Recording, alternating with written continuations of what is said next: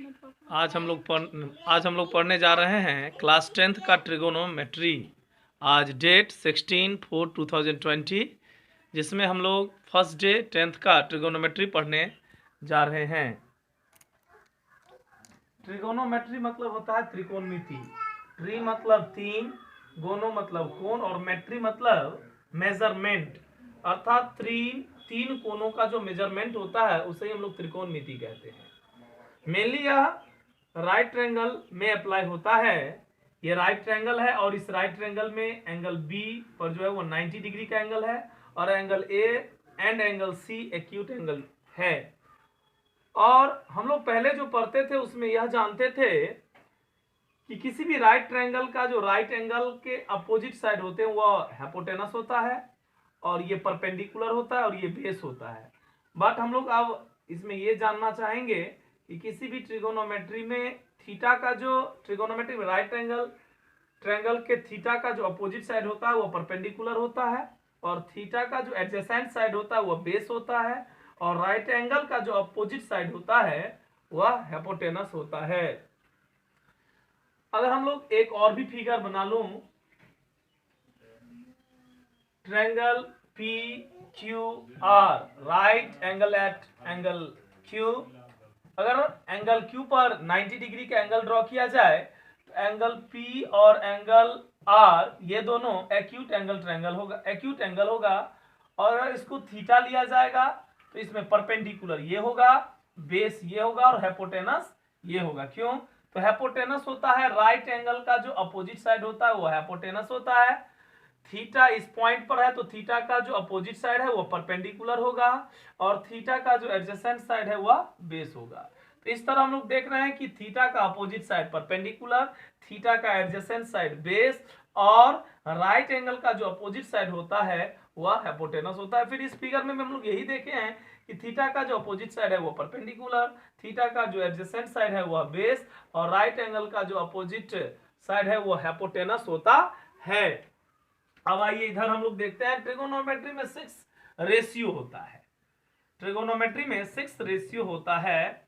There are 6 ratios in trigonometry. त्रिकोणमिति में 6 ratios होता है। फर्स्ट होता है साइन थीटा, सेकेंड होता है कॉस थीटा, थर्ड होता है tan थीटा, फोर्थ होता है कॉसेक थीटा, फिफ्थ होता है सेक थीटा और सिक्स्थ होता है कॉट थीटा। अब देखिए साइन थीटा होता है perpendicular over hypotenuse, cos theta होता है base over hypotenuse, tan theta होता है perpendicular over base, cosec theta होता है hypotenuse over perpendicular, sec theta होता है हाइपोटेनस ओवर बेस और कॉट थीटा होता है बेस ओवर परपेंडिकुलर। तो हम लोग देख रहे हैं कि ट्रिगोनोमेट्री में 6 रेशियोज होता है। फर्स्ट कौन सा होता है? साइन थीटा, सेकेंड कौन सा होता है? Cos theta, third tan theta, fourth cosec theta, fifth sec theta और सिक्स्थ कॉट थीटा। हम लोग यहाँ देख रहे हैं कि साइन थीटा जो होता है वो परपेंडिकुलर ओवर हाइपोटेनस होता है, cos theta base over hypotenuse होता है, tan theta perpendicular over base होता है, cosec theta hypotenuse over perpendicular होता है, sec theta hypotenuse over base होता है और cot theta base over perpendicular होता है। तो इसमें हम लोग रिलेशन जब देखते हैं तो ये रिलेशन है कि साइन थीटा का अपोजिट होता है कॉसेक थीटा और कॉस थीटा का अपोजिट होता है सेक थीटा और tan थीटा का अपोजिट होता है कॉट थीटा। वो कैसे? तो साइन थीटा होता है परपेंडिकुलर ओवर हाइपोटेनस और कॉसेक थीटा होता है hypotenuse over perpendicular, cos theta होता है बेस ओवर हाइपोटेनस और सेक थीटा होता है hypotenuse over base, tan theta होता है परपेंडिकुलर ओवर बेस और कॉट थीटा होता है बेस ओवर परपेंडिकुलर। तो इस तरह हम लोगों ने इसमें रिलेशन जाना कि साइन, कॉसेक, कॉस, सेक और tan, कॉट, इस सभी का आपस में रिलेशन बना हुआ है। आगे चलकर हम लोग एक दो फॉर्मूला इस तरह से पढ़ सकते हैं कि sine theta into cosec theta equal to 1। कैसे? तो साइन थीटा का हम लोग देख रहे हैं sine theta perpendicular over hypotenuse होता है और cosec theta hypotenuse over perpendicular होता है। परपेंडिकुलर परपेंडिकुलर कैंसिल होगा, हाइपोटेनस हाइपोटेनस कैंसिल होगा, तो हो जाएगा ये एक 1, अर्थात sine theta into cosec theta 1 होगा। सेम कंडीशन में cos theta into sec theta, cos theta into sec theta भी 1 होगा।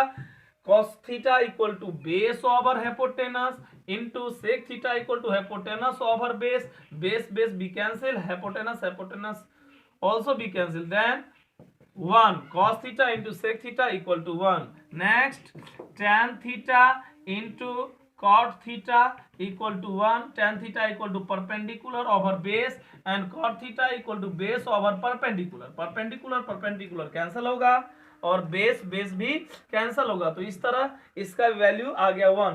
तो इसी रिलेशन के साथ हम लोग देखे हैं कि sine theta into cosec theta 1 होता है, cos theta into sec theta भी 1 होता है और tan theta into cot theta भी 1 होता है। हम लोग एक क्वेश्चन देख रहे हैं, ये क्वेश्चन नंबर 1 आप लोग देख रहे होंगे। क्वेश्चन है in triangle ABC right angle at B, in triangle ABC right angle at B, AB equal to 24 centimeter, BC equal to 7 centimeter, determine sin A and cos A, sin C and cos C। हम लोग इस question में देख रहे हैं एक right triangle है जिसमें B पॉइंट पर राइट एंगल है। हम लोग ये जो ट्रायंगल बना रहे हैं ये राइट ट्रायंगल होगा ABC, जिसमें B पॉइंट पर 90 डिग्री के एंगल ड्रॉ करेंगे। अब देखिए जब ये राइट एंगल हो गया B पॉइंट पर, तो ये AB और BC ये दोनों या तो परपेंडिकुलर होगा ये, या तो ये बेस होगा। लेकिन हाइपोटेनस क्लियर हो गया कि पॉइंट B पर राइट एंगल होने से ये AC जो है वो हाइपोटेनस होगा। अब इस बात में हमें यह सोचना होगा कि अगर थीटा C पर होगा तो परपेंडिकुलर AB होगा और बेस BC होगा, और थीटा A पर होगा तो परपेंडिकुलर BC होगा और बेस AB होगा। अब सबसे पहले AB का जो मेजरमेंट है वो है 24 सेंटीमीटर एंड BC का जो मेजरमेंट है वो है 7 सेंटीमीटर। तो ये परपेंडिकुलर बेस दोनों हो सकता है और ये भी परपेंडिकुलर और बेस दोनों हो सकता है, लेकिन हाइपोटेनस अपना प्लेस चेंज नहीं करेगा। तो hypotenuse AC equal to under root perpendicular square plus base square. Under root perpendicular के प्लेस पर क्या होगा 24 स्क्वायर, बेस के प्लेस पर क्या ले लेंगे 7 स्क्वायर, इक्वल टू 24 का जो स्क्वायर होता है वो 576 होता है। 576 प्लस 7 का स्क्वायर 49 होगा, इस दोनों को ऐड करेंगे 625 होगा, 625 का स्क्वायर रूट हो जाएगा 25। 625 का स्क्वायर रूट क्या हो गया 25। ऐसा हम लोग इसलिए कि क्योंकि ये हाइपोटेनस है, ये परपेंडिकुलर भी हो सकता है बेस भी, ये भी परपेंडिकुलर या बेस दोनों हो सकता है। कुछ देर के लिए इसे परपेंडिकुलर लेंगे तो ये परपेंडिकुलर और ये बेस होगा। तो हाइपोटेनस अगर निकालना है तो हाइपोटेनस के प्लेस पर AC, तो hypotenuse equal to perpendicular square plus base square under root, तो under root 24 square plus 7 square, तो 576 प्लस 49 ऐड करेंगे 625, 625 का स्क्वायर 25 होगा, ये 25 जो होगा ये 25 आ गया। अब हम लोग चलेंगे फर्स्ट में है साइन A, तो साइन थीटा का फॉर्मूला होता है परपेंडिकुलर ओवर हाइपोटेनस। तो A के लिए परपेंडिकुलर कौन होगा 7, तो 7 ले लेंगे, और हाइपोटेनस के प्लेस पे तो अभी अभी आया है 25 सेंटीमीटर, तो 25 सेंटीमीटर ले लेंगे। फिर क्या है cos A, तो cos A का फॉर्मूला cos थीटा का फॉर्मूला होता है बेस ओवर हाइपोटेनस। तो A के लिए बेस क्या होगा 24 सेंटीमीटर एंड हाइपोटेनस के प्लेस पर क्या हो जाएगा 25 सेंटीमीटर। अब चलते हैं सेकेंड नंबर क्वेश्चन जो है उसमें है साइन C, तो साइन C के लिए थीटा C पर होगा तो ये परपेंडिकुलर होगा और ये बेस होगा और ये हाइपोटेनस होगा, तो फॉर्मूला परपेंडिकुलर ओवर हाइपोटेनस, तो C के लिए परपेंडिकुलर 24 होगा और हाइपोटेनस 25 होगा। नेक्स्ट cos C लेना है, cos C का फॉर्मूला बेस ओवर हाइपोटेनस होगा, तो C के लिए बेस होगा 7 सेंटीमीटर और हाइपोटेनस हो जाएगा 25 सेंटीमीटर। इस तरह से हम लोगों ने देखा कि sine A, cos A, sine C और cos C के लिए डिफरेंट वैल्यूज आएगा, वो थीटा पर डिपेंड करेगा कि थीटा किस तरह से आता है।